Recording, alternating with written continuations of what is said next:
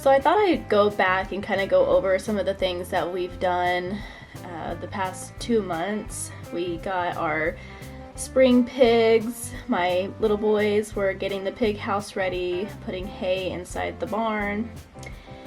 And we ended up getting 3 meat pigs this year. Usually we just get 2, one for ourselves and then one for my mother-in-law. We usually raise up 2, but sometimes we do 3. So we had a request that somebody wanted another pig raised, so we got 3 this year. So we'll have meat this winter from these pigs. So it's kind of nice having pigs on the farm again. So then I moved into starting all of my spring planting. I used this really tiny soil blocker to start all of my seeds. And then once I seeded everything, got them all covered, sprayed with water, took care of them for about a week. And then once they start sprouting up really well, I will transplant them into a bigger cell. And honestly, I made a mistake here. Don't learn from me. I should have went straight to the 4-inch pots with these so I didn't have to transplant again, because later on, as the weeks went by, they started getting root bound in these tiny little cells that I put them in, these little 4-packs. So next year I will know to completely just transplant them into my 4-inch pots. That way I don't ever have to transplant them. I did this last year, but I just totally forgot. That's why it's so important to write down a lot of this information. So then I moved on to, we needed to start some spring chickens. So I gathered up some eggs, and honestly, I actually had some cold eggs just hanging out in my garage. I haven't washed any of them yet. And then I had like a handful that I already washed that was in the refrigerator, and I wanted to do a little experiment to see if I could hatch out some cold washed eggs and cold unwashed eggs. So I had about 16, I believe, in my incubator. So it doesn't seem like I hatched out very many, but I've kind of got a little bit of experience with this now with hatching out chicks, and I usually get 7 to 12 chickens out of I think this incubator holds 16 eggs, so I ended up getting 7 chicks this time on this experiment, which honestly is still pretty good, because my previous hatching rates are about in this frame of how many that I usually get anyway, so I consider this a really good hatch rate. So I thought I would mention our little setup here in the garage. It's really handy. I learned this from my dad. So this is just like a little lawnmower trailer, and you could hook up to a 4-wheeler or a lawnmower, and it has like a little latch where you can dump anything that's in the trailer here. So we have this board on the back here, which actually we need to add another board. We took this board off last year for something. We just need to replace it. So there's usually 2 boards right here holding in this pine bedding. And then I usually put like some wood up top, which right now they're young. I will be getting some chicken wire and keeping it on top, because we have a cat that likes to run in here sometimes. I don't trust that cat. So I will be putting some chicken wire on top and then replacing this board, which they're so young right now, they're not going to jump out. And I have a box here, so whenever it's time to clean out, I will gather all the chicks, put them in the box, and then obviously unplug the light, remove the wood, and I'll just hook it up to our 4-wheeler and take this straight to our compost and lift the hatch and dump this, so I don't even have to touch it. I have a shovel out there by my compost, so I could just literally scrape out what I need. There's not very much pine bedding in here, so I just thought that was really handy to kind of mention an easy way to house your chicks inside your garage, and literally just hook up and just take it straight to your compost and not having to bend over and clean out all your bedding. So I just thought that'd be really cool to mention how we have this set up here in the garage. It's so handy.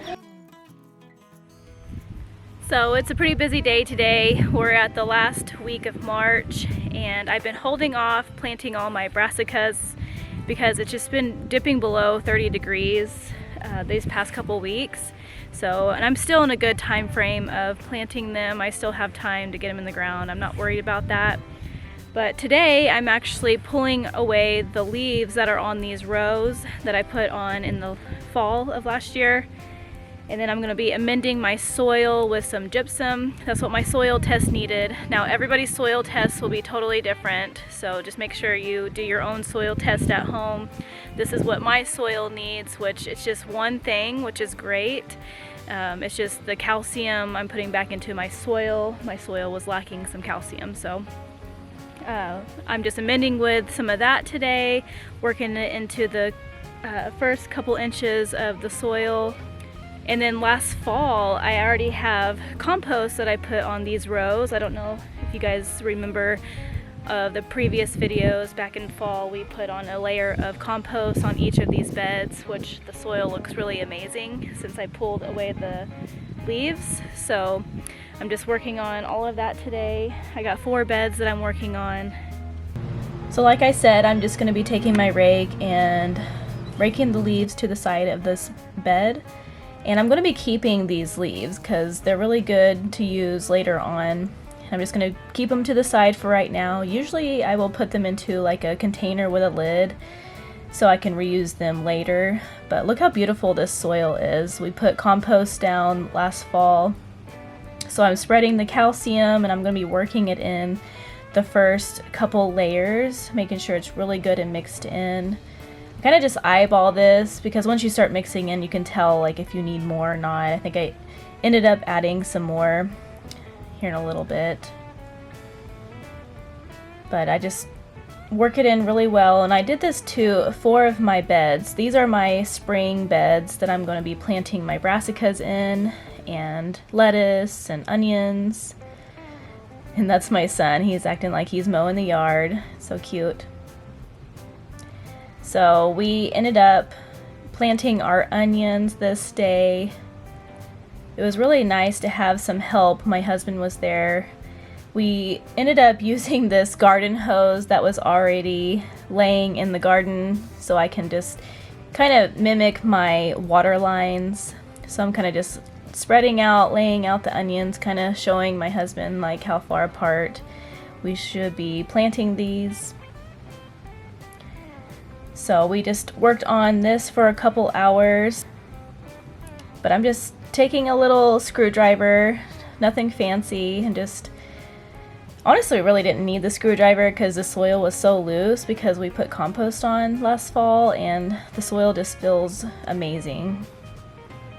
So I just make a hole and just drop the onion down inside of there along this, what's going to be the water line.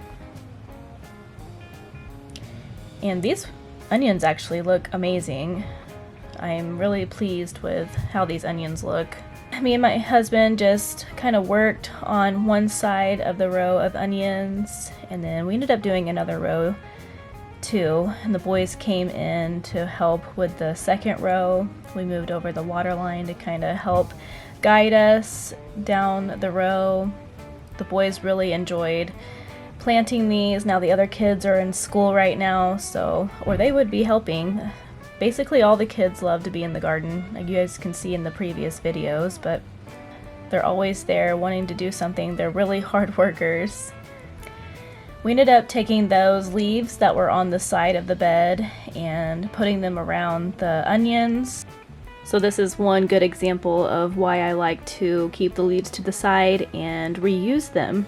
Because last year this row was full of weeds and we had to hand weed it probably 3 times. So hopefully we can get a jump start on just covering these with leaves and not have to worry about all the weeds coming through again. So I just continued to work on 4 of these main rows. They were on my to-do list because my spring plants will be going in this week. Now this row that I'm working on here is a troublesome row that I've had for 2 years. It holds a lot of water. And one of my previous videos I mentioned that I took out a strawberry bed in our berry patch, and I took all that soil and put it here. I mounted it up really high, and it's growing weeds right now, so I'm going to get on top of getting these weeds out of here. Now I'm going to be using black plastic to kind of help with the weeds, but I want to go ahead and try to get all these weeds out right now so they're not a problem coming through some of the holes later on. Now none of this has compost on it from last year. It's kind of just like a bare dirt. It doesn't have any nutrients in it, so I need to add some compost to the top of it, and I still need to add my calcium inside this row, try to get it healthy again. So hopefully it'll do really well growing my spring plants this year. So I kind of just ended up finishing this row. So the next video that I'm going to be making will be bringing out all of my row covers, the black plastic, and I did not label any of them last year, so it's going to be fun trying to figure out what goes where, so that'll be fun getting all that out. So I hope you guys enjoyed this video of us getting our pigs and transplanting some seedlings and getting our spring rows ready. This is the busiest time of year right now, so I'm excited to get all of this started and going, and I just hope that we have a really good year this year.